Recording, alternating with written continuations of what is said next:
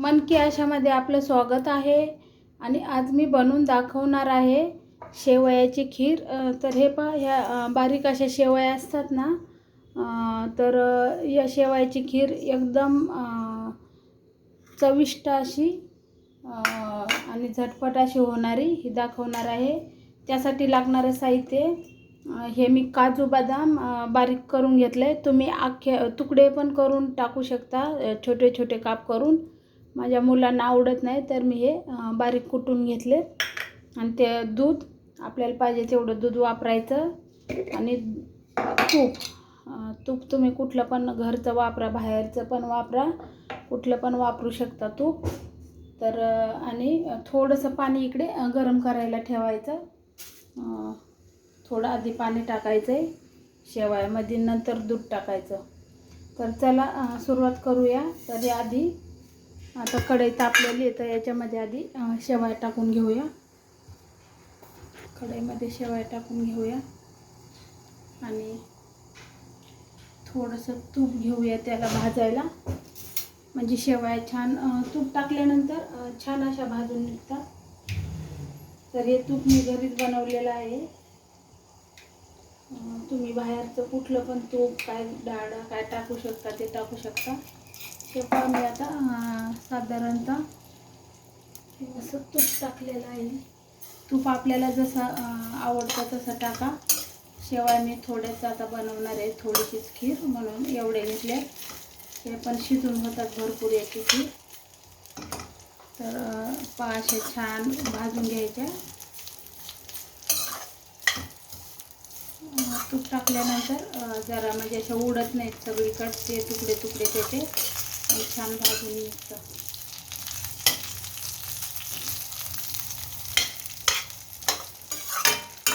तुम्ही एकदा जर अशी खीर बनवून पाहिली ना, तुमच्या घरातली मुलं जर खात नसतील ना, मी बनवली तशी बनवून पहा। आणि काजू बदाम असे तुकडे न टाकता असे बारीक कुटून टाका। लहान मुलांना असं जास्त मोठे मोठे टाकलेले तुकडे आवडत नसतात।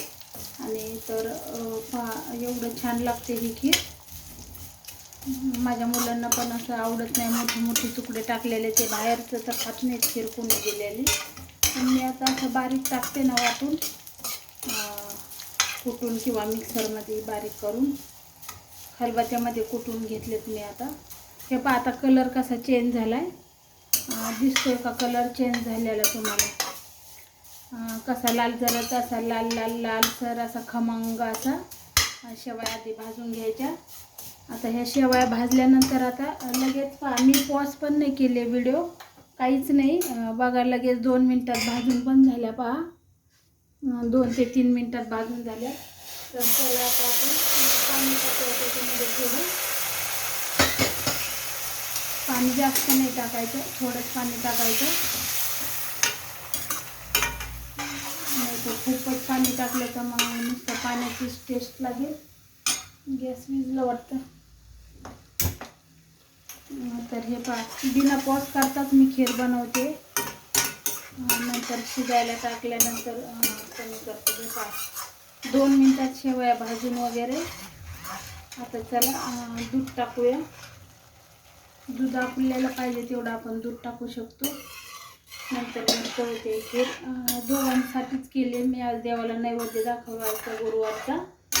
आणि मी तर काय जास्त खीर वगैरे नाही खात, आपलं शुगर बीपीमुळं थोडंसं खाणार। तर या दोघांसाठी बनवलेली। तुम्ही याच्यामध्ये अजून तूप वगैरे दूध टाकू शकता। अजून थोडंसं मी दूध टाकते, मला वाटते दूध कमी पडेल। आता हे फ्रीजमधलंच आहे, थंड काय हरकत नाही, थोडंसं टाकते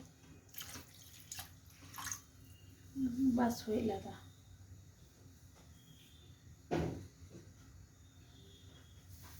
दूध वगैरे आपण जेवढं टाकायचं तेवढं टाकू शकता। आणि पाणी पण तुमच्याकडं दूध जर कमी असेल ना, तर तुम्ही पाणी जास्त वापरू शकता आणि दूध थोडं टाकू शकता, तरीसुद्धा खूप छान होते। असं काही नाही आहे खूप दूध टाकायचं वगैरे, असं काही नाही आहे। तर आता चांगली उकळी येऊ दे। हे पहा अशा प्रकारे उकळी आली आता। छान असं याला आता उकळून घ्यायचं, म्हणजे घट्ट बनते, शिजून निघते. काही जास्त वेळ नाही लागत त्याला शिजायला. 1-5 मिनटं उकळून घ्यायची. हे झाली लगेच घट्ट. तर मंद पण आचेवर नाही, असं थोडं मीडियम गॅस ठेवायचा आणि चांगली उकळू द्यायची. 5 मिनिटासाठी चांगली उकळून द्यायची. आता शिजून झाली, 2-3 मिनटं झालं शिजली. आता ह्या कूट टाकून घ्यायचा आपण, काजू बदामचं कूट केलेला, किंवा तुम्ही थोडे थोडे छोटे तुकडे करून सुद्धा काप करून सुद्धा टाकू शकता. आणि बारीक जर असं करून टाकलं ना तुम्ही मिक्सरमध्ये किंवा खलबत्त्यामध्ये कुटून, बारीक जर पावडर करून टाकली तर खीरसुद्धा अजून घट्ट बनते आणि अजून चविष्ट लागते. कारण सगळीकडे पसरल्या जातो ते कूट काजू बदामचा. आणि हे तुमच्याकडे काजू बदाम जर नसतील ना तरीसुद्धा इतकी छान लागते खीर. काही हरकत नाही, काजू बदाम आपल्या मर्जीवर.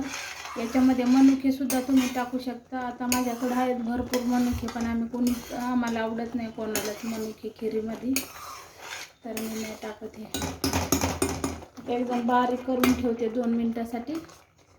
गॅस एकदम बारीक करून ठेवला आहे.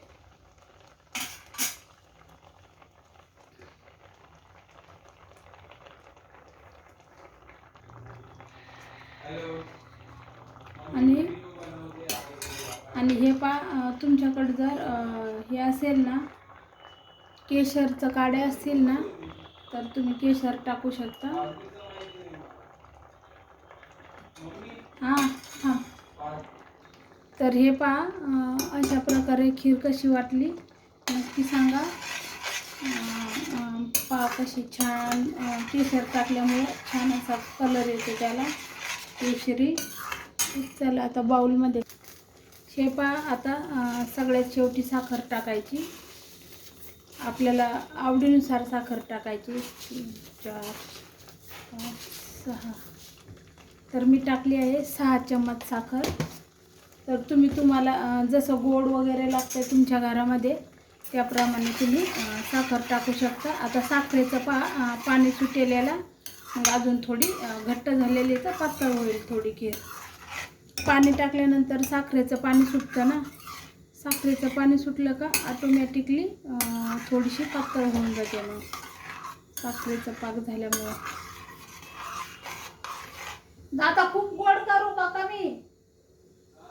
खीर का गोड करू जास्त का? मध्येच बोलली का चला आता बाउलमध्ये काढते. तर मी ना म्हणजे साखर टाकायचं राहिलं होतं माझं, मी बोलून गेली तसं. मग मला आठवलं मी साखर नाही टाकली. काय माहीत कसं काय विसरून गेलेली. मग पटकन लगेच घेण्यात आलं. बाउलमध्ये काढणारच होती मी, पण तेवढ्यात आठवलं नाही साखरच नाही टाकली याच्यामध्ये. तर साखर तुम्ही तुमच्या आवडीनुसार टाकू शकता. आणि आता साखरेचा पाक झाला ना लगेच काढून घ्यायचं खीर आपली. तर ही आपली खीर तयार झाली आहे. लाईटीमुळं सफेद सफेद दिसते, पण पूर्ण अशी छान असा केशरी कलर आला आहे. आपल्याकडे केसर नसेल तर काही हरकत नाही टाकली तरी चालतं. मी सुद्धा नाही टाकत नसल्यावर. तर अशी आपली खीर झाली आहे मस्त. तुम्ही याच्यापेक्षा सुद्धा अजून पातळ बनवू शकता, तर अजून छान लागते पातळ. माझ्याकडनं जरा थोडी घट्टच झाली आहे थोडी अजून पातळ पाहिजे. तर हे अशी झाली आहे. तर एकदम नुसती कशी लागणार, इतकी टेस्टी लागणार ना, खूप सेम अशीच मी बनवली होती मागच्या वेळी. तर माझ्या छोट्या मुलांनी तर कधीच नव्हती खाल्ली मी बनवलेली. पहिल्यांदा खाल्ली 1 वाटी, परत 1 वाटी खाल्ले सगळ्यांनी. माझं कडपुतण्या वगैरे आले त्यांनी पण 2-2, 3-3 वेळा घेऊन खाल्ले वाट्या भरून. तर इतकी छान होते ही खीर. तर तुमच्याकडं काजू बदाम नसतील तरी नाही टाकलं तरी चालतं. नुसतं दूध वगैरे वापरा आणि थोडंसं तूप भाजायला, तर एवढी छान लागते मस्तच. तर कशी वाटली रेसिपी ते नक्की सांगा. तर चला आता देवाला पण नैवेद्य दाखवते. तर हे पहा देवाला नैवेद्य दाखवते. गुरुवारचा आज उपवास आहे. तर हे पहा तूप ठेवलं आहे भातावर आणि चपातीवर, आणि इकडे मिक्स भाजी, फ्लावर, बटाटा आणि वाटाणा आणि खीर. तर चला, तर हे पहा देवाला आता नैवेद्य दाखवला. हे पहा इकडं गुरुवारची पूजा मांडली आहे. तर कसं वाटलं खीर वगैरे, आजचा प्रसाद देवाचा, नक्की कमेंट करून सांगा. आणि खीर कशी वाटली ते सुद्धा सांगा. खीर तर एवढी छान झाली आहे, मस्तच. तर कशी वाटली खीर नक्की सांगा कमेंट करून. धन्यवाद व्हिडिओ बघितल्याबद्दल.